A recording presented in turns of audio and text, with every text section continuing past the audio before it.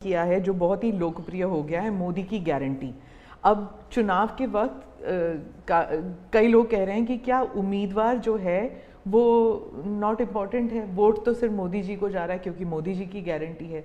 तो इलेक्शन के दौरान ये सब टर्मिनोलॉजी इम्पोर्टेंट होता है। पहली बात है, उम्मीदवार ही नहीं, चुनाव में हर मतदाता इम्पोर्टेंट होता है। चुनाव में बूथ लेवल का कार्यकर्ता भी इम्पोर्टेंट होता है, कैंडिडेट भी उतना ही महत्वपूर्ण होता है। और इसलिए ये कह देना कि और किसी का महत्व नहीं होता है, ये वरना इतना बड़ा चुनाव हो ही नहीं सकता है जी, तो बहुत महत्व होता है। आज हमारे यहाँ दुर्भाग्य से शब्दों के प्रति जो कमिटमेंट होना चाहिए वो एक प्रकार से लग रहा है कि ये तो चलते का नाम गाड़ी, कुछ भी बोल दो, कहीं पर भी बोल दो, कोई जिम्मेवारी नहीं। अब आप देखा होगा इन दिनों एक नेताजी के पुराने ढेर सारे वीडियो बाजार में घूम रहे हैं और उनके एक विचार से दूसरा विचार कितना कॉन्ट्राडिक्टरी है। अब लोग एक साथ देखते हैं, अरे ये आदमी इतना हमें मूर्ख बनाता था, हमारी आंख में धूल झोंकता। अभी मैंने एक नेता का भाषण सुना, उन्होंने कहा एक झटके में मैं गरीबी हटा दूंगा। अब जिनको 5-5, 6-6 दशक देश का राज करने को मिला, वो जब आज कहेंगे कि मैं एक झटके में गरीबी हटा दूंगा, तो देश सोचता है ये क्या बोल रहे हैं जी। तो मुझे लगता है पॉलिटिकल लीडरशिप की क्वेश्चनेबल होती जा रही है। ऐसे में प्राण जाए और वचन न जाए, ये महान परंपरा से हम निकले हुए लोग हैं। मैं मानता हूं कि नेताओं ने ओनरशिप लेनी चाहिए। मेरा कार्यक्रम नोन नहीं था, मेरा काम तो ऐसा व्यक्तिगत था, लेकिन जो जन सामर्थ्य एक प्रकार से मुझे उनके भाव में अनुभव कर रहा था, तो मेरे लिए शायद मेरी स्पिरिचुअल जर्नी की एक बहुत बड़ा महत्वपूर्ण एक 11 दिन की घटना में देखता हूँ। मैं और राम मंदिर प्राण प्रतिष्ठा को मैंने बहुत गंभीर लिया था जी। मैंने एक इवेंट के रूप में नहीं लिया था जी, मेरे लिए वो इवेंट नहीं था। वो एक स्पिरिचुअल मूवमेंट था आपके लिए? मैं मानता, मुझे दिखता था वो 500 साल का संघर्ष, मुझे दिखता था 140 करोड़ लोगों की श्रद्धा, सपने, और देश के गरीब गरीब लोगों ने पाई पाई दे करके मंदिर बनाया है जी। ये मंदिर 3 चीजें मैं देखता हूँ। एक, 500 साल का अविरत अखंड एक निष्ठ संघर्ष, लाखों लोगों का एक काम के लिए बलिदान। दूसरा, लंबी न्यायिक प्रक्रिया, इतने सालों की न्यायिक प्रक्रिया, और न्यायिक प्रक्रिया के हर तराजू से तूल करके निकला हुआ, कसौटी हुआ। दूसरा, टेक्नोलॉजी का उपयोग, ASI के द्वारा उसकी खुदाई, सबूत, ये एक बहुत बड़ा।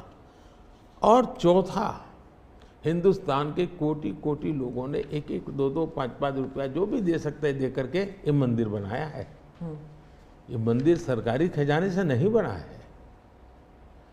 ये ऐसे पहलू हैं कि जो भारत के स्वाभिमान को, भारत के सामर्थ्य को, भारत के सपनों को, भारत के संकल्प को और भारत के आने वाली पीढ़ी को बहुत बड़ी प्रेरणा देने वाले हैं। डोमेस्टिक पॉलिटिक्स पे वापस आती हूँ। एक सवाल है इलेक्टोरल बॉन्ड्स के बारे में। राहुल गांधी जो हैं वो हर भाषण में कहते हैं और विपक्ष के नेता भी कहते हैं कि इसमें धांधली हुई है। आपकी पार्टी के लोग भी कहते हैं कि अगर गलती है, अगर इसमें कोई गुंजाइश है इसके सुधार में, तो वो कर सकते हैं।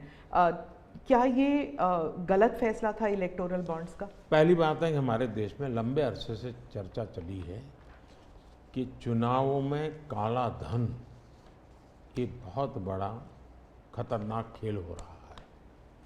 देश के चुनावों को काले धन से मुक्ति मिले, इसके लिए कुछ करना चाहिए। चर्चा लंबे समय से चल रही है। चुनाव में खर्च तो होता ही होता है, कोई इनकार नहीं कर सकता है। मेरी पार्टी भी करती है, सब पार्टियां करती है, कैंडिडेट भी करते हैं, और पैसे लोगों से लेने पड़ते हैं, सब पार्टियां लेती हैं। मैं चाहता था कि हम कुछ कोशिश करें कि इस काले धन से हमारे चुनाव को कैसे मुक्ति मिले, ट्रांसपेरेंसी कैसे आए।